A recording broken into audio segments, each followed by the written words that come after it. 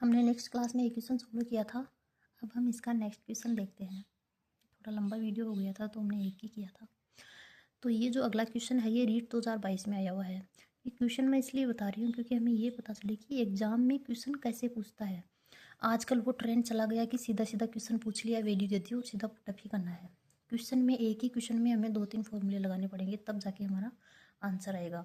First grade में आते थे वाले, लेकिन आजकल तो रीट में भी ऐसे क्वेश्चन आने लगे हैं। तो क्वेश्चन का लेवल बहुत बड़ा है, इसलिए हमें उसी के अकॉर्डिंग पढ़ना चाहिए। हम इजी क्वेश्चन करवाते जाएंगे, आप खुश होते जाओगे कि हाँ ये तो हम बहुत आसानी से कर रहे हैं, लेकिन उससे कोई फ़ायदा नहीं होने वाला, क्योंकि एग्ज़ाम में हमें थोड़ा घुमा फिरा के क्वेश्चन पूछता है। तो ये क्वेश्चन देखना, एक घनाभ का आयतन इतना दे रखा है। जो चीज़ दे रखी है ना उसको लिखते जाओ, बिल्कुल ही आसानी से हम इसको सोल्व कर लेंगे। अगर आप मेरे साथ साथ इसको सोल्व करना चाहते हो तो पहले आप खुद से सोल्व करके आंसर मिलाओ, और फिर अगर समझ में नहीं आई तो इसको आगे देखना, वरना खुद से हल करने की कोशिश करना। अब देखना, एक घनाभ का आयतन 440 घन सेंटीमीटर दे रखा है। जो जो क्वेश्चन में दे रखा है ना वो लिखते जाओ। तो घनाभ का आयतन 440 सेंटीमीटर क्यूब, घन को हम क्यूब लिखते हैं तो सेंटीमीटर क्यूब घनाभ का आयतन दे रखा है। फिर क्वेश्चन में क्या दे रखा है, और इसके आधार का क्षेत्रफल 88 सेंटीमीटर स्क्वायर दे रखा है।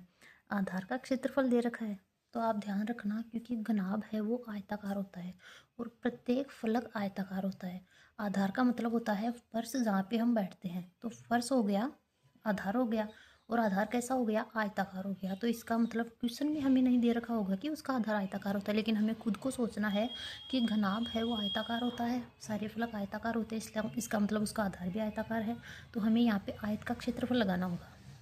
तो आधार का क्षेत्रफल का मतलब होता है कि आयत का क्षेत्रफल, क्योंकि उसका आधार ही क्या है, आयताकार है। तो वो हो गया लंबाई गुणा चौड़ाई। लंबाई गुणा चौड़ाई हमें क्वेश्चन में दे रखा है 88 सेंटीमीटर स्क्वायर। ठीक है, क्वेश्चन में जो जो दे रखा है वो हमने लिख लिया। सबसे पहले दे रखा था घनाभ का आयतन, तो घनाभ का आयतन 440 सेंटीमीटर क्यूब हमने लिख लिया, और आयतन का हमने फॉर्मूला लगा दिया कि लंबाई गुणा चौड़ाई गुणा ऊंचाई आयतन होता है, और ये 440 सेंटीमीटर क्यूब। फिर आधार का क्षेत्रफल हमें पता ही है कि आधार घनाभ का आयताकार होता है, तो आधार का क्षेत्रफल ही आयत का क्षेत्रफल होगा। तो लंबाई गुणा चौड़ाई बराबर 88 सेंटीमीटर स्क्वायर हो गया। बहुत ही आसानी से, आसान भाषा में मैं समझाने की कोशिश कर रही हूँ कि आपको बहुत अच्छे से समझ में आ पाए। जो जो दे रखा है वो हमने लिख लिया है। अब हमें पूछी है घनाभ की ऊंचाई।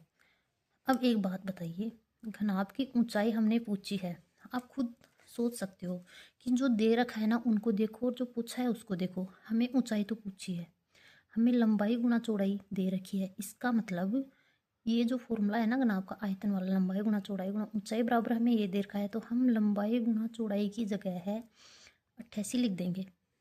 लंबाई गुणा चौड़ाई की जगह 88 लिख देंगे तो केवल ऊंचाई ही बचेगी, और ऊंचाई ही हमें पूछी है तो हम उसको आसानी से निकाल सकेंगे। तो देखना, इसकी जगह मैं 88 लिखूँगी और फिर ये ऊंचाई एडजस्ट आ जाएगी, बराबर 440 आ जाएगा। तो ये देखिए आप, ये देखिए 88 मैंने ऊंचाई लिख, वो लंबाई गुणा चौड़ाई लिख दी, फिर इंटू ऊंचाई दे ही रखी है बराबर 440। अब यहाँ से ऊंचाई निकालेंगे तो ये वाली संख्या जो गुणा में यहाँ पे संख्या होती है वो भाग में चली जाती है, तो ऊंचाई हो जाएगी 444 में हम 88 का भाग देंगे ना तो 5 सेंटीमीटर आएगा। लेकिन जब आप बार बार प्रैक्टिस करते जाओगे तो आपको यहाँ भाग में लाने की इतनी ज़रूरत ही नहीं है, एक स्टेप आप अपने आप ही कम कर दोगे, यहीं से काट दोगे इसको।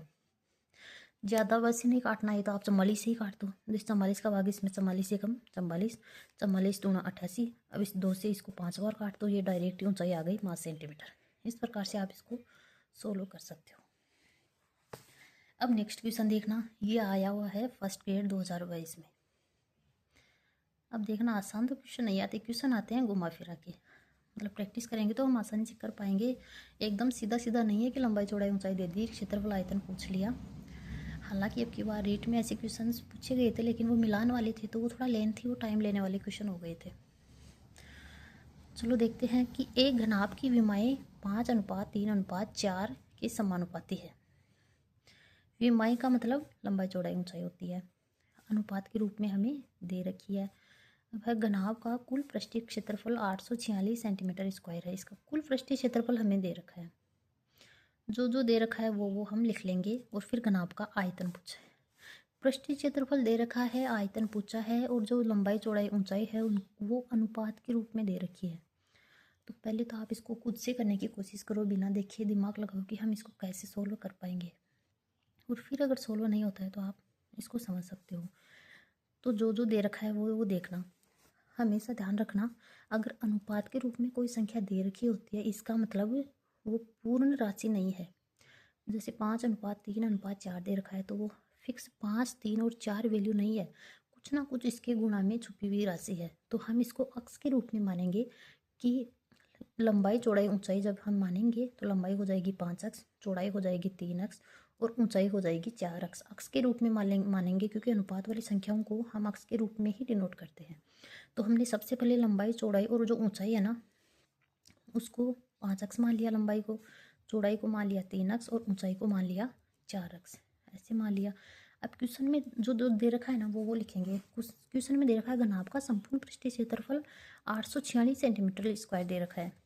तो घनाभ का कुल या संपूर्ण पृष्ठीय क्षेत्रफल क्वेश्चन में 846 हमें दे रखा है, जो हमें लिख लिया। अब आयतन पूछा है तो आयतन के लिए हमें लंबाई चौड़ाई ऊंचाई की सही वैल्यू पता होगी, तभी तो हम आयतन निकाल पाएंगे। तो पहले इससे हम अक्स की वैल्यू निकालेंगे। अक्स की वैल्यू लंबाई चौड़ाई ऊंचाई वाली जो 5, 3, 4 का अनुपात दे रखा है उसमें लिखेंगे, फिर हमारे पास लंबाई चौड़ाई ऊंचाई आ जाएगी तो हम आयतन निकाल पाएंगे। तो देखना, जो क्वेश्चन में दे रखा है वही किया, अलग से कुछ नहीं किया। घनाभ का कुल पृष्ठीय क्षेत्रफल 846, और वैसे कुल पृष्ठीय क्षेत्रफल का फॉर्मूला होता है 2 कोष्ठक लंबाई गुणा चौड़ाई प्लस चौड़ाई गुणा ऊंचाई प्लस ऊंचाई गुणा लंबाई, बराबर दे रखा है 846। अब देखना, 2 अपनी जगह है और लंबाई चौड़ाई ऊंचाई की वैल्यूज हम लिख लेंगे। लंबाई कितनी है, लंबाई है 5, चौड़ाई है 3, तो 5 3 15, अक्स को अक्स से गुणा करेंगे तो अक्स स्क्वायर आ जाएगा, तो 15 अक्स स्क्वायर मैंने डायरेक्ट लिख दिया यहाँ पे। फिर देखना प्लस, अब चौड़ाई गुणा ऊंचाई, चौड़ाई और ऊंचाई कितनी है, चौड़ाई तो है 3 अक्स, ऊंचाई है 4 अक्स, तो 3 अक्स को 4 अक्स से गुणा किया, 4 3 12, अक्स को अक्स से गुणा किया तो अक्स स्क्वायर, तो 12 अक्स स्क्वायर हमने लिख दिया। फिर प्लस का साइन, फिर ऊंचाई गुणा लंबाई है तो एच और एल है, तो ऊंचाई तो है 4 अक्स और लंबाई है 5 अक्स, तो 4 को 5 से गुणा किया 20, अक्स को अक्स से गुणा किया अक्स स्क्वायर, तो ये हमने लिख दिया 20 अक्स स्क्वायर इक्वल टू 846 लिख दिया। अब अंदर वाले को जोड़ेंगे, 15, 12 और 20 को जोड़ा तो 47 और अक्स स्क्वायर साथ में आ गया, तो 47 अक्स स्क्वायर अंदर वाले का योग हो गया, बाहर हमें 2 दे रखा है इक्वल टू 846। हमें अक्स की वैल्यू निकालनी है यहाँ पे। 47 अक्स स्क्वायर बराबर ये जो 2 था उसका इसमें भाग दे दिया, या आप डायरेक्ट यहाँ 2 का भाग देके इसको काट भी सकते हैं, या फिर ऐसे समझ में आए तो ये समझ लो कि जो गुणा में है वो संख्या भाग में चली जाती है। तो यहाँ पे 2 का भाग देंगे तो 2 का भाग 423 बार जाएगा, 2 चौके 8, 2 दूनी 4, 2 तियाँ 6, इस प्रकार से हम इसमें 2 का भाग दे लेंगे। फिर यहाँ से देखो अक्स स्क्वायर बराबर जो संख्या गुणा में है वो उसका फिर से भाग दे देंगे, या आप डायरेक्ट यहीं से भी 47 का पड़ा 9 बार बोलेंगे तो 423 आएगा, तो यहाँ से आप डायरेक्ट काट सकते हो। अगर ऐसे नहीं काटना है तो मतलब भाग दे के, भाग के बटे में रख के फिर काट के देख लेना, तो अक्स स्क्वायर बराबर हो जाएगा 9। अब हमें अक्स की ही वैल्यू चाहिए, तो अक्स स्क्वायर बराबर 9 है, तो अक्स बराबर यहाँ से स्क्वायर हटाएंगे तो दूसरी साइड अंडर रूट लगाते हैं, तो यहाँ पे हो जाएगा अक्स बराबर अंडर रूट का 9, तो अक्स बराबर वैल्यू आ जाएगी 9 का अंडर रूट 3 होता है, तो 3 सेंटीमीटर हमारे पास अक्स का मान आ गया। अक्स का मान 3 सेंटीमीटर आ गया, इसका मतलब हमारे पास जो लंबाई चौड़ाई ऊंचाई दे रखी थी, लंबाई तो कितनी थी 5 अक्स थी, चौड़ाई कितनी थी 3 अक्स थी और ऊंचाई कितनी थी 4 अक्स थी, तो अक्स की वैल्यू रख देंगे तो हमें एकदम फिक्स वैल्यू लंबाई चौड़ाई ऊंचाई का जो सही मान है ना वो हमारे पास आ जाएगा। तो अक्स की जगह 3 3 रखना है, तो 5 × 3 15, 3 × 3 9, 4 × 3 12, तो ये हमारे पास लंबाई चौड़ाई ऊंचाई का एग्जैक्ट मान आ गया। और अब क्वेश्चन में हमें पूछा था घनाभ का आयतन ज्ञात करो, तो घनाभ के आयतन का सूत्र होता है लंबाई गुणा चौड़ाई गुणा ऊंचाई, तो लंबाई चौड़ाई ऊंचाई का सही मान हमारे पास आ गया है, तो इस वैल्यू को हम यहाँ रखेंगे तो हमारा आंसर आ जाएगा। तो लंबाई है 15, चौड़ाई है 9, ऊंचाई है 12, इसको हमने यहाँ रख दिया तो 1620 सेंटीमीटर क्यूब हमारा आंसर आ गया।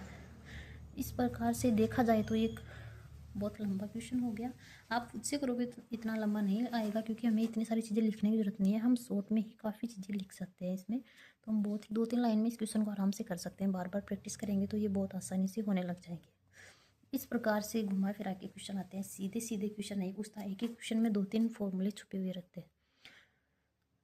तो चलिए मिलते हैं नेक्स्ट क्लास में, तब तक के लिए जय हिंद जय भारत।